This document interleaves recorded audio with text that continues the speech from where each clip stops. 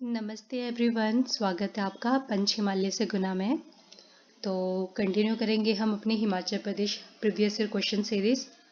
ये third video रहेगी। Third video में हमने थोड़ा सा पैटर्न चेंज करा है।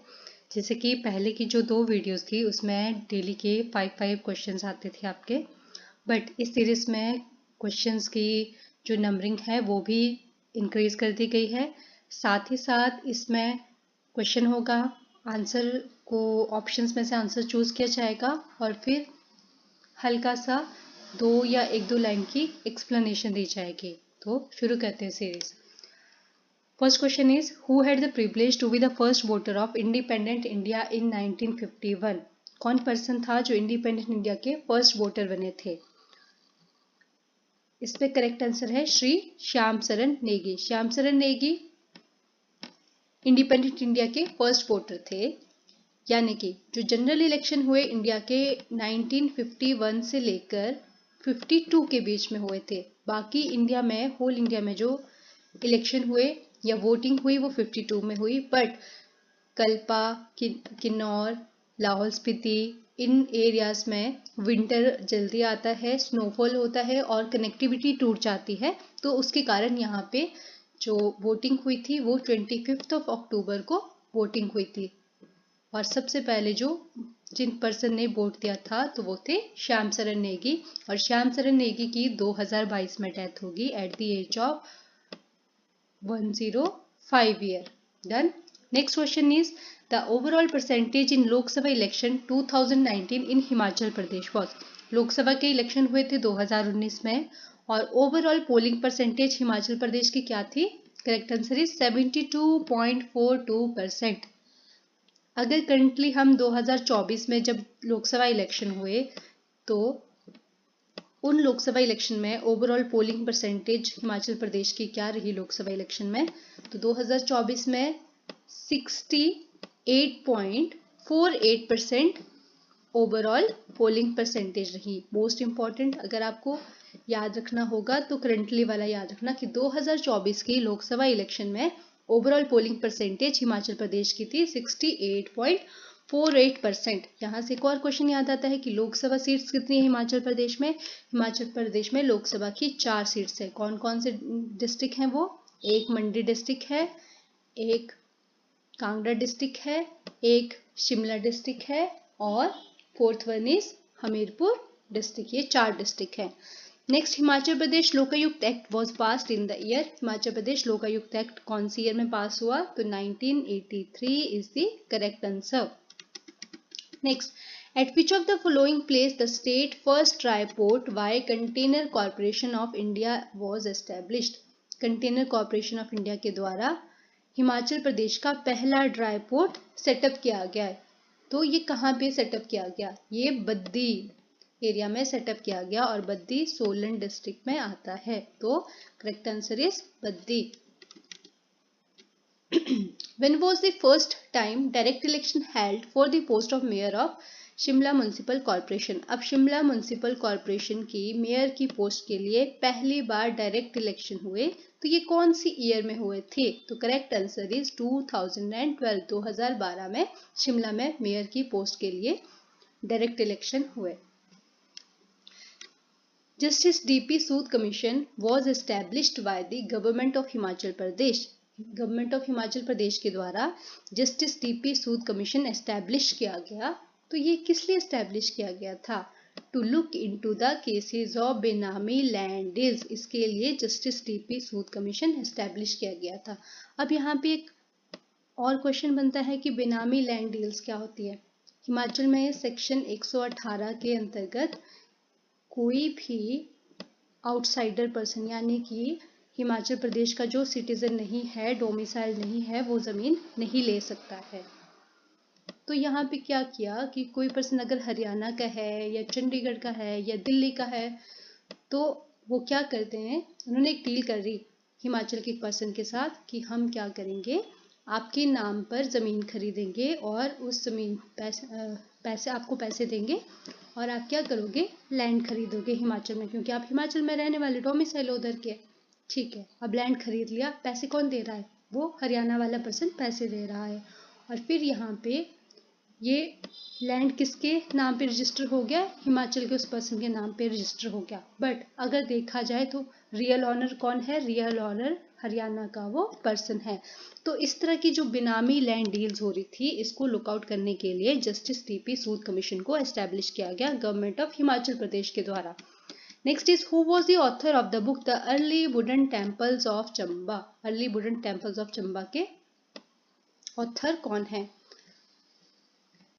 इसके ऑथर है Hermann Goetz. Books and author से हमेशा ये क्वेश्चन आता है, तो यहाँ से early wooden temples of Chamba के ऑथर कौन है? Early wooden temples of Chamba के ऑथर है हरमन गुड्स।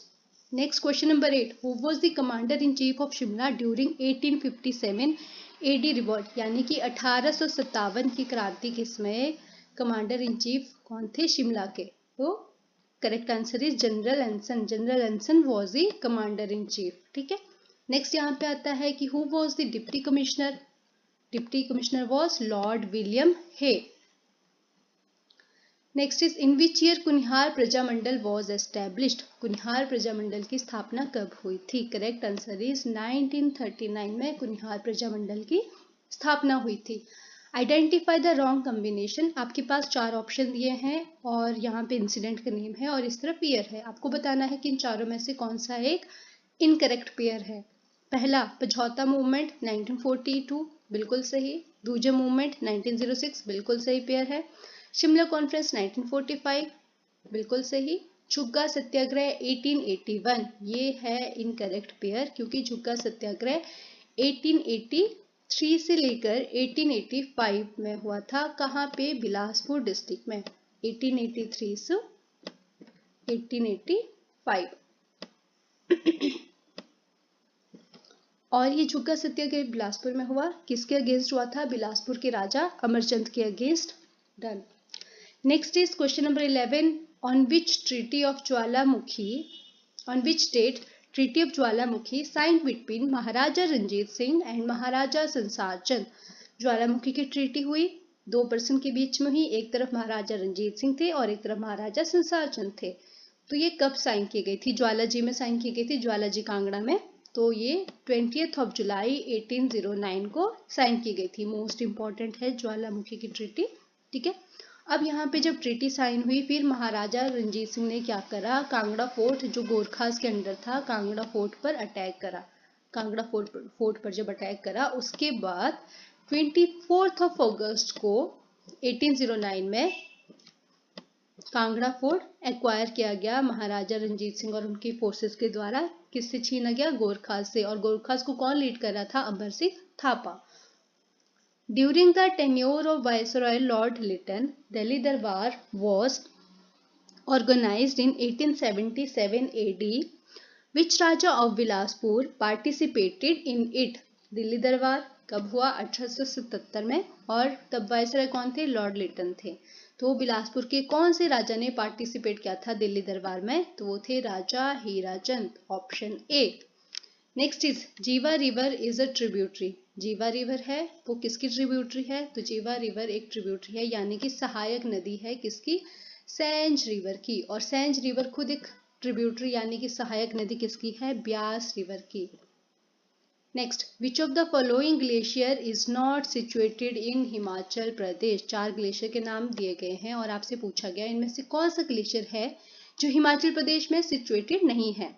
छोटा Shigri, yes it is in Himachal Pradesh, Lahaul Spiti. Bada Shigri Lahaul Spiti, गंगस्टन Lahaul Spiti में है। बंदरपुंज ग्लेशियर हिमाचल प्रदेश में नहीं है, बंदरपुंज ग्लेशियर उत्तराखंड में है।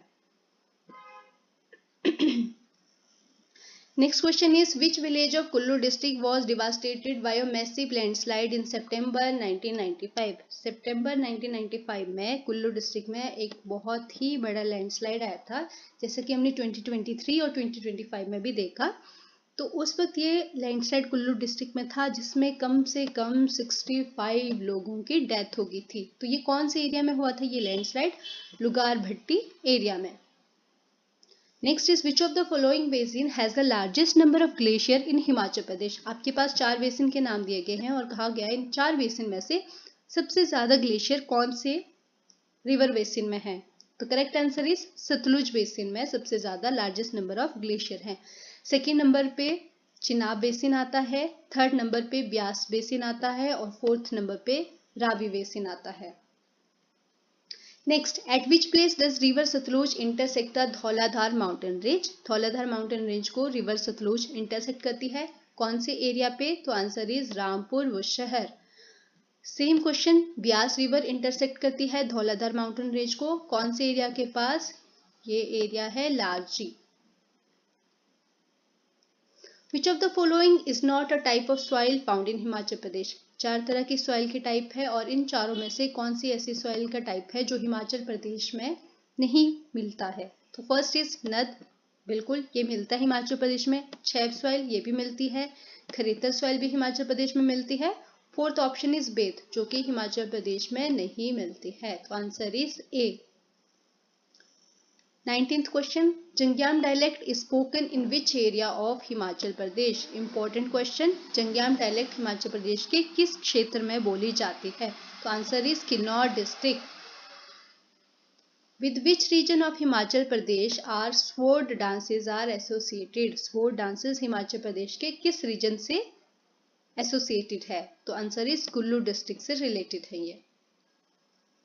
द भूरी सिंह म्यूजियम, भूरी सिंह म्यूजियम बहुत फेमस है, कहाँ पे है ये? चंबा डिस्ट्रिक्ट में है Bhuri Singh museum.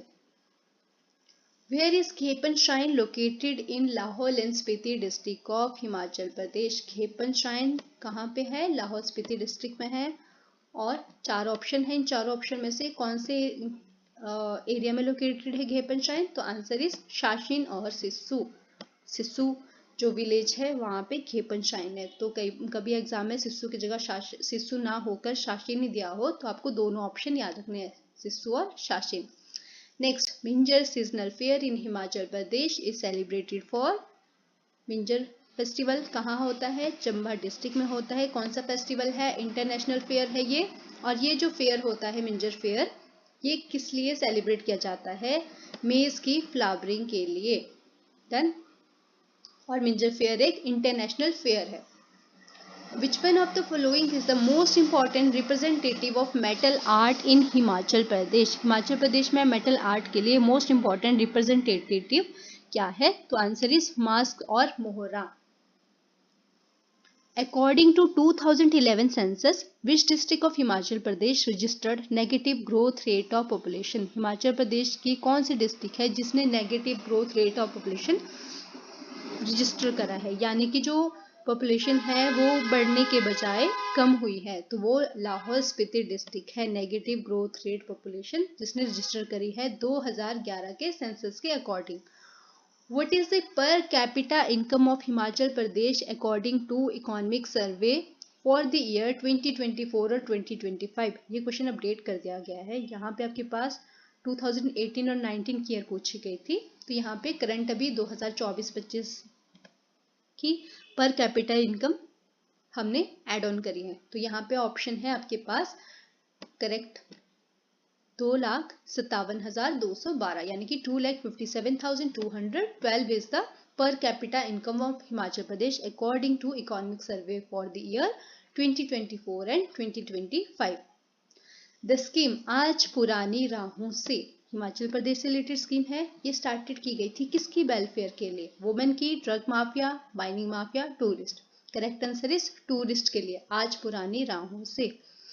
Which of the following is not associated with the watershed development in Himachal Pradesh? आपके पास 4 ऑप्शन दिए गए हैं और कहा गया है कि हिमाचल प्रदेश की वाटरशेड डेवलपमेंट से रिलेटेड एसोसिएटेड इनमें से कौन सी टर्म नहीं है? इंक्रीजिंग इनकम ऑफ फार्मर्स, बिल्कुल ये रिलेटेड है। एनवायरमेंट प्रोटेक्शन, ये भी रिलेटेड है। Rising of water availability, obvious सी बात है वाटरशेड डेवलपमेंट के बारे में पूछा गया है, बट ट्रैवल डेवलपमेंट जो है इससे एसोसिएटेड नहीं है। तो हमारा आंसर क्या होगा? Travel development. Next question is question number 29। Which scheme has been started to strengthen the non-timber forest product resource base in Himachal Pradesh? Non timber forest products कौन से होते हैं? जो मेडिसिनल प्लांट्स होते हैं और हर्ब्स होते हैं, ठीक है। तो इनको स्ट्रेंथन यानी कि इनको इंक्रीज करने के लिए, इनको बूस्ट करने के लिए हिमाचल गवर्नमेंट की तरफ से एक स्कीम लॉन्च की गई है तो स्कीम का नाम क्या है? स्कीम का नाम है वन समृद्धि जन समृद्धि योजना। वन समृद्धि जन समृद्धि योजना के अंतर्गत क्या होगा कि जितने भी रूरल पीपल हैं उनको इनकरेज किया जाएगा कि आप मेडिसिनल प्लांट्स को और ग्रो करो, और साथ ही साथ उनको 25% सब्सिडी दी जाएगी वन समृद्धि जन समृद्धि योजना के अंडर। तो ये भी इंपॉर्टेंट क्वेश्चन है। Next is which project of Himachal Pradesh has been declared as national project. Himachal Pradesh के कौन से प्रोजेक्ट को नेशनल प्रोजेक्ट डिक्लेयर किया गया है?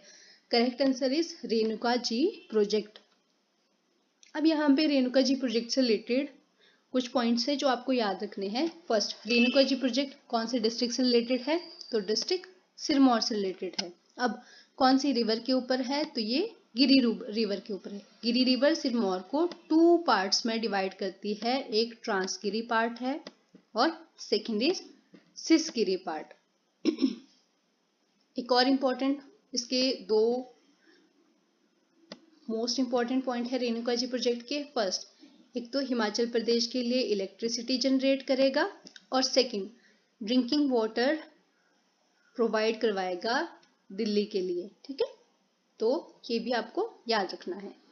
नेक्स्ट आया स्वरा कुड्डू प्रोजेक्ट। इसके बारे में जानते हैं। स्वरा कुड्डू प्रोजेक्ट शिमला डिस्ट्रिक्ट में है, और स्वरा कुड्डू प्रोजेक्ट बब्बर रिवर के ऊपर है। साथ ही साथ ये 111 मेगावाट है।